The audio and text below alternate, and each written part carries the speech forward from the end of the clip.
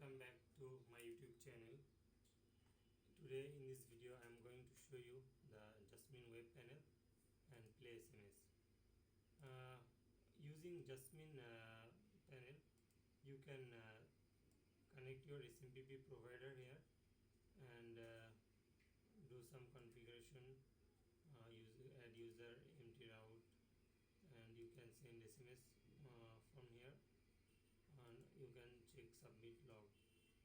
And from Jasmin PlaySMS you can configure Jasmin SMS Gateway, and here you can use any other provider too, like Twilio, Uplink, SMS Tools, Playnet, and other etc.